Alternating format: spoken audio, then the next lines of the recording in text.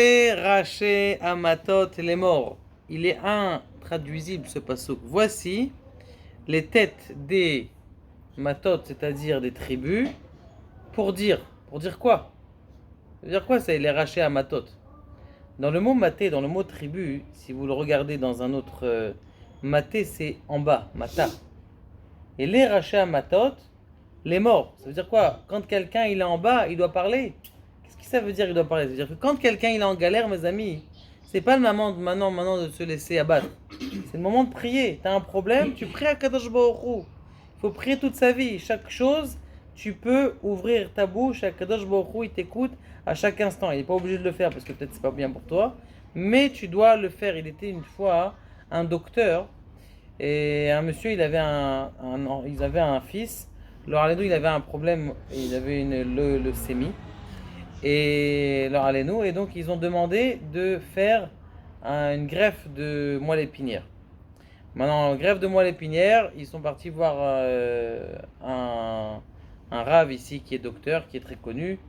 Et ils lui ont dit, qu'est-ce qu'on doit faire? Il dit, vous devez aller en Amérique. Le meilleur qui fait ça, c'est un professeur américain. Combien ça va nous coûter? Je lui dis, laissez-moi vérifier. 200 000 dollars. 200 000 dollars pour, comment on appelle ça, pour guérir l'enfant. Ton fils il est malade, tu fais quoi? Tu vends ta kippa. Ils ont ramassé de l'argent, ils ont emprunté, ils ont ramassé, ils ont emprunté. Baruch Hashem, ils arrivent là-bas au plus vite, ils arrivent à Boston, ils s'installent. Le docteur il a dit bon, 2 minutes, écoutez, je peux pas vous faire l'opération maintenant. Il dit ça veut dire quoi? Mais l'enfant c'est dangereux là, c'est chaque minute. Il dit je peux pas, j'ai pas de scalpel. Ça veut dire quoi? Un truc, il n'a pas de scalpel? Qu'est-ce que ça veut dire, cette histoire-là? Bon, ils ont rien dit. En fin de compte, il leur dit, bon, écoutez, venez, c'est bon, demain, je vous fais le truc, on a reçu des scalpels. Bon, ils arrivent le lendemain, et il fait l'opération. Maintenant, qui est-ce qui fait l'opération? Ils se sont rendus compte que dans le compte rendu de l'opération, eh bien, c'est pas le grand docteur qui a fait l'opération, c'est le second de ce docteur.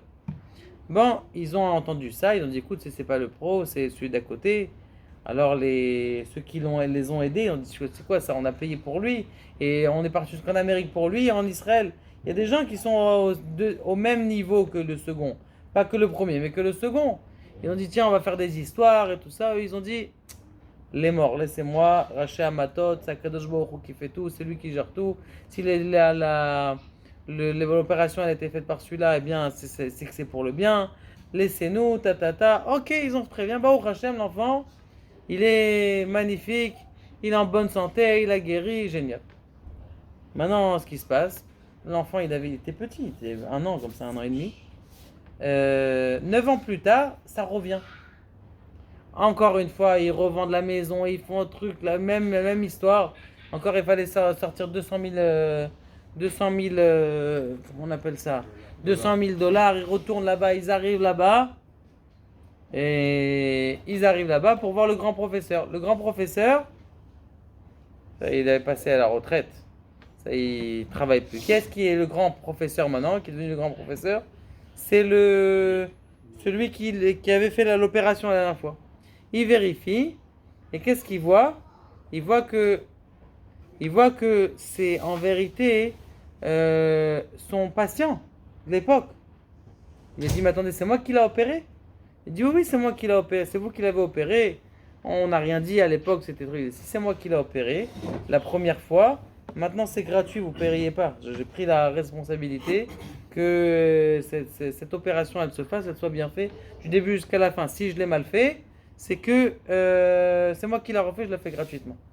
Donc Baruch Hashem, ils ont eu Mina Shamaim, on n'a rien dit, parce que si on avait commencé à parler, c'est sûr qu'il aurait dit ah quoi, vous êtes en train de me vexer, c'est pas moi qui fais mal l'opération et tout ça.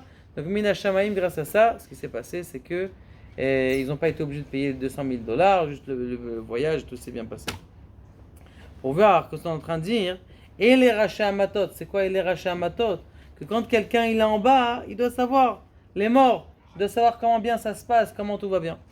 Maintenant, il est marqué qu'il y avait une fois quelqu'un qui est, il y avait quelqu'un une fois qui était dans le il était dans le on appelle ça dans le bateau. Il était dans le bateau, il arrive dans le bateau et ils ont dit les pirates, c'est ce qu'on va faire. Eh bien, on va rentrer dans le bateau. Une fois que tous les capitaines ils sont bien, on est en plein milieu de la mer. On va faire un détournement de bateau. On va faire un détournement. Bon, les capitaines, le chef et tout ça, ils étaient tous dans le cockpit là-bas, je sais pas où ils sont dans l'endroit du bateau. Et ce qui se passe, c'est que les deux capitaines, ils voient une île au loin. Il dit, qu'est-ce que tu penses, sous-capitaine, capitaine, qu'on s'arrête dans cette île? Il dit, moi je pense pas qu'on s'arrête. L'autre il dit, non, on va s'arrêter. Lui on s'arrête, et toutes les aides là-bas marins, il dit, oui on s'arrête, non on s'arrête pas, c'est une nouvelle île, on s'arrête pas. Ils se prennent la tête et tout ça. Comme les pirates là qui sont montés à bord en secrète, ils sont montés à bord en secrète, eh bien, ils ont vu qu'ils se prenaient la tête, ils sont rentrés, ils ont attaché le capitaine, le sous-capitaine, l'homme marin, ils les ont tous attachés. Maintenant, quand ils ont attaché, ils se sont posé la question, est-ce qu'ils se posent encore la question, est-ce qu'on s'arrête dans l'île ou est-ce qu'on s'arrête pas dans l'île? Est-ce que c'est ça le problème maintenant? Maintenant, ils sont tous en paix. Ils sont tous devenus contre les pirates. Comment ça se fait qu'il y a 2 minutes, le capitaine avec le sous-capitaine, ils étaient en train de se battre. Et maintenant, 3 minutes plus tard, qu'est-ce qui se passe? Maintenant, ils sont en paix les deux. L'essentiel, c'est qu'ils nous laissent, ces pirates. Est-ce qu'ils se pensent encore à tête, tiens, qu'est-ce que je veux lui dire? Et il m'a été pogué à mon kavod. Comment ça se fait? C'est quoi la différence entre qu'avant les pirates, ils arrivent, qu'après les pirates, ils arrivent? La différence, c'est qu'avant que les pirates, ils arrivent, chacun, il pensait que c'était lui qui va décider. Comme t'es avec ta femme. Tu dis, on va acheter ce canapé et ce canapé. Ah, c'est moi qui décide, c'est toi qui décide, comme ça on va le mettre. Les gens, ils croient que c'est des patrons. Les gens, ils se prennent tous pour des patrons. Ils disent, c'est moi qui va décider ce que j'ai dit, c'est mon honneur, c'est moi, je mets mon honneur sur mon... Et maintenant, une fois que tu arrives, tu vois que tu es dans la galère, une fois que tu es raché à matot, tu vois que tu es en bas, tu comprends que c'est qui le patron. Il n'y en a qu'un, le patron. Il n'y a pas 10 patrons. C'est Akadosh Baruch Hu, le patron. C'est comme la même chose qui s'était passé à l'époque du soleil et de la lune. Le soleil et la lune se sont battus. Il a dit, on ne peut pas avoir de Méler. Un Méler, c'est... Le roi, c'est le soleil. Le roi, c'est la lune. C'est qui le roi alors? Il faut qu'un roi. La Ta'ana, l'argument de la lune, il est tout à fait logique. Il ne peut pas avoir de roi. Il faut qu'il y en a un qui gère, pas deux qui gèrent. Pourquoi est-ce que Akadosh Baruch Hu, il a dit Lech mi'ait et tatzmecha, va te diminuer? La réponse est qu'ils ont les deux, ils ont un taout. Là, ils ont une erreur. La lune, elle a une erreur. C'est quoi l'erreur de la lune? Tu t'es pris pour un roi? T'es pas un roi, mon habibi. T'es pas un roi. Elle dit, c'est pas possible d'avoir deux rois dans un monde. Mais t'es même pas roi. T'es un shemesh. C'est quoi un shemesh? Un shamash. On est tous des shamashim d'Akadosh Baruch Hu. On est tous des élèves d'Akadosh Baruch Hu. On est tous des intendants d'Akadosh Baruch Hu. Donc toi tu décides pas, ni moi je décide, ni toi tu décides. Tu crois que tu es en train de te prendre la tête, est-ce que tu décides? Vous savez, les femmes, lorsqu'elles arrivent au supermarché, elles deviennent ambidex. Vous savez pourquoi? Parce qu'elles se mettent au milieu du caddie, elles prennent un par là, un par là, un par là, un par là. T'as pas besoin de réfléchir. Elle prend des deux côtés. Toi t'es en train de dire, ah ben elle va vider le porte-monnaie. Azov, t'inquiète pas. T'inquiète pas, c'est Akadosh Baruch Hu qui a décidé. Si à la fin, Akadosh Baruch Hu a décidé que la carte bleue elle passe pas, elle va enlever des mots de sarim, t'inquiète pas. Donc ça c'est le inyan de savoir que on est géré par Akadosh Baruch Hu. Quand quelqu'un dans sa tête, il sait qu'il est géré par Akadosh Baruch Hu, il est calme.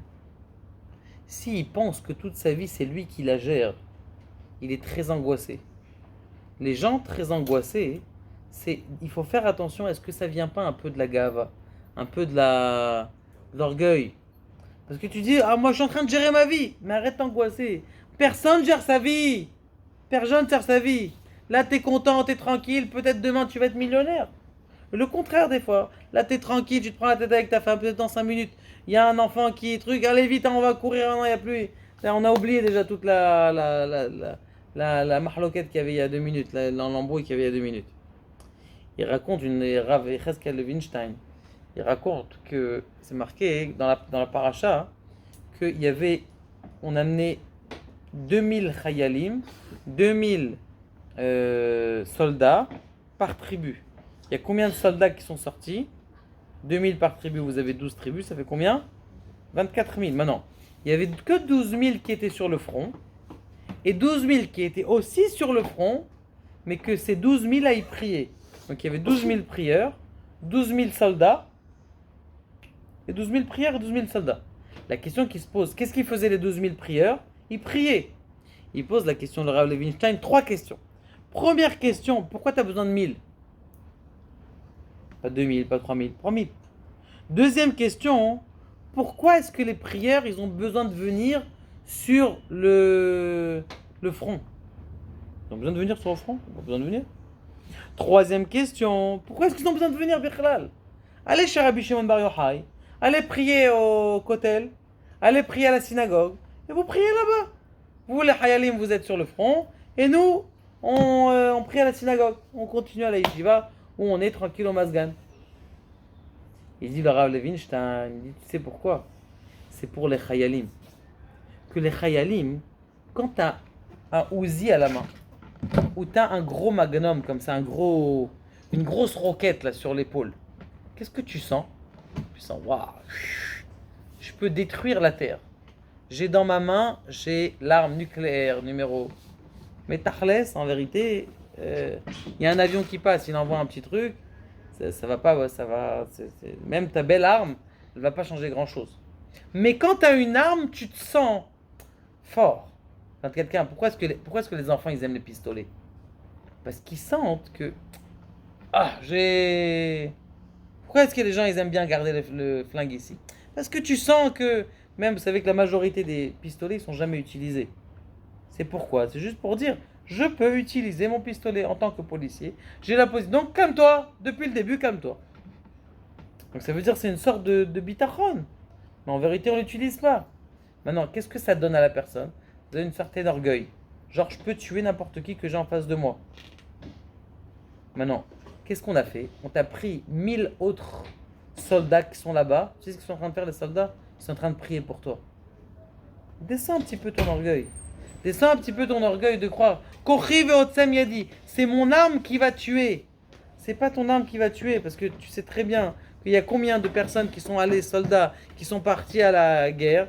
Et alors, allez-nous, ce qui est arrivé, on espère que Bezrat Hashem, tous les Chayalim reviennent en bonne santé, à leur papa et à leur maman, et qu'ils soient gardés, Bezrat Hashem, par le corps de la Torah. Donc ça veut dire que pourquoi est-ce qu'on les a amenés, le Rav Levinstein dit comme ça.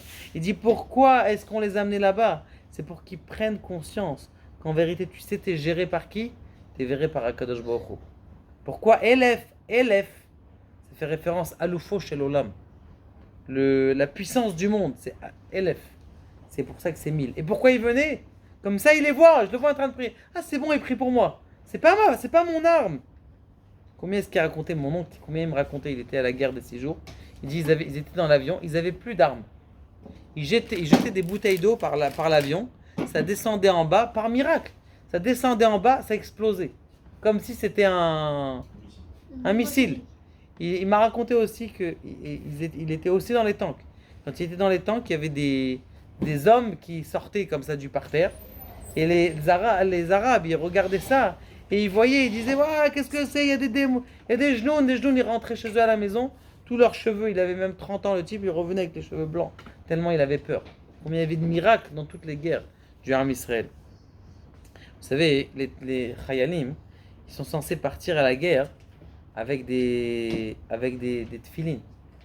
Avec des tefilines. Un Chayal, il doit avoir des tefilines. Pour aller à la guerre, ça le protège. Pourquoi? Les tefilines de la tête, c'est pourquoi? C'est parce que Shem Hashem Nikra Alecha ve Yarum Imeka. Lorsque tu as les tefilines sur la tête, eh bien, les gens en face, ils sont censés avoir peur. Ils sont censés avoir peur. Et le bras, sur quel bras tu mets? Sur le bras droit ou le bras gauche? Bras gauche. Pourquoi tu mets le bras gauche? Parce que c'est la main qui est faible. Pourquoi la main qui est faible? Alors, c'est parce que c'est Keneged le cœur. Mais pourquoi c'est faible? Pour te dire qu'en vérité, la force, elle ne vient pas de ta force à toi. Qui on est? Si regardez, prenez, vous êtes dans l'avion, essayez de vous imaginer, vous allez en Israël, Bezrat Hashem, vous allez en France, vous voyez, c'est les vacances maintenant. Vous regardez les voitures jusqu'y passent. Combien est-ce qu'on est vu? Il est tout petit, on a un petit point comme ça. Et nous, on croit qu'on est des Bill Gates. On a des grands. On n'est rien, c'est un petit homme, c'est tout. Donc c'est pour ça que maintenant, quand ils allaient à la guerre, Akadosh Baruch Hu, il leur disait, quand vous entourez les ennemis, vous les entourez par 3 côtés, pas 4 côtés. Un côté, 2 côtés, 3 côtés. Il pose la question, pourquoi est-ce que tu entoures? Si tu veux attraper des ennemis, de quel côté tu dois les attraper? Tu dois les barricader de 4 côtés. Ta'amine que c'est pas toi qui fais la guerre. C'est pas toi qui fais la guerre. Vous savez, avec la guerre des 6 jours ou la guerre, je sais pas, Tachar, avec combien ils avaient de tanks? Vous allez là-bas, là, vous savez, à Yerushalayim, direction d'Yerushalayim, juste à côté de chez nous, ils avaient 67 tanks. 67 tanks contre des milliers de tanks qu'ils avaient. Ils ont gagné la guerre, ils sont partis jusqu'au fond du Sinaï. C'est quoi? Tu vas me dire que c'est normal? C'est une guerre qui est... Alors nous, on fait semblant d'aller au travail. Tous les matins, on fait semblant de gagner de l'argent. Tous les matins, on fait semblant de... Je monte ma mitraillette. Qui est-ce qui donne le corps? Kim berucho amar Hashem. C'est la force d'Akadosh Baruch Hu qui donne l'Hashem, Akadosh Baruch Hu qui garde nos chayalim, c'est vadaï, qui sont très importants. On est là, on est très important. Mais s'il n'y a pas la force spirituelle qui est derrière, et surtout la hanava, de comprendre que toute la force, elle vient de qui? Elle vient d'Akadosh Baruch Hu. Et il est Misheboteach Niya Kayot Sebo. Celui qui est boteach dans Akadosh Baruch Hu, il devient comme Dieu. Ça veut dire quoi? Il devient comme Dieu. Comme c'est marqué, Iye Hashem Miftacho. Iye Hashem. Celui qui est Ma'amin dans Akadosh Baruch Hu, Iye Hashem. Il est comme Hashem. Pourquoi tu es comme Hashem? Parce qu'en vérité, tu es en train d'expliquer à Akadosh Baruch Hu, tu es mon business. C'est ton business, ça y est. Moi, je fais partie de toi. Comme je fais partie de toi, ça y est, c'est mon business. Il y avait une fois un enfant, regardez, je ne sais pas si je l'ai raconté cette histoire, c'est Rav Biderman qui a raconté cette histoire. Il a dit, il y avait un enfant, il y avait un papa à Carrefour. Il était à Carrefour. Il arrive là-bas, il voit qu'il y avait, vous savez, des fois à Carrefour, il y avait des Playmobil. Il y avait des Playmobil comme ça. Et il dit, bon tiens, il y a des Mibtsaïm, je vais acheter un petit Playmobil. Maintenant, il a acheté une Playmobil comme ça, une voiture de police. Il a dit, bon, j'ai pas l'habitude, mais bon, comme c'est pas cher. Alors, vous voyez, vous savez, il y a des stands comme ça, tous les restes de Playmobil, tous les restes de... Il a acheté, il a dit, bon, c'est pas cher, 2 euros, ça vaut le coup. Il a pris 1,99 €. Il rentre à la maison, et sa femme, elle va dans le sac, qu'est-ce que t'as acheté? Il dit, j'ai acheté un petit Playmobil. Elle dit, c'est pas possible. Il dit, quoi c'est pas possible? Qu'est-ce qui t'est arrivé? Pourquoi t'as pas l'habitude d'acheter? Et alors? Elle dit, avant la prière, ton fils, avant le Kriyat Shema pour qu'il aille dormir, ton fils, il a dit à Kadosh Baruch Hu, j'aimerais bien avoir un Playmobil avec une voiture de police. Et on a dit à Kadosh Baruch Hu, il dit, on va prier. Shema Yisrael Hashem Elokeinu Hashem Echad. À Kadosh Baruch Hu, s'il te plaît, fasse en sorte que je puisse avoir une petite voiture de police. Une petite voiture de police, Playmobil. Il voulait un Playmobil. Et toi, tu reviens de Carrefour alors que jamais t'achètes des Playmobil parce que c'est que moi, la maman, qui achète des Playmobil. Et t'es venu avec une petite boîte de Playmobil avec un camion de police. Comme combien? Il faut juste ouvrir la bouche, Rabotai. Il faut juste ouvrir la bouche. Le Mashiach, il est censé venir. Pourquoi est-ce que c'est marqué? Imti Varioun, le Navi dit, si vous voulez, Bariou, juste demandez. On est bête de demander que pour nous tout le temps. On demande que pour nous. Et donne-nous la parnassa. On peut demander. Il faut demander pour nous. C'est vrai qu'il faut demander des Playmobil aussi. Alors quand t'es petit, tu demandes un petit Playmobil de 2 euros. Quand t'es grand, tu demandes une voiture de 20 000 euros. Et quand t'es encore plus grand, tu demandes une affaire de 200 000 euros. Il n'y a pas de problème, demande. Mais n'oublie pas que Imti Varioun, si tu veux, que le Mashiach revienne. Bariou, demandez que le Mashiach revienne. Demandez le journal, demandez le Mashiach. Bezrat Hashem, il sera là très prochainement. Baruch Adonai, le Olam.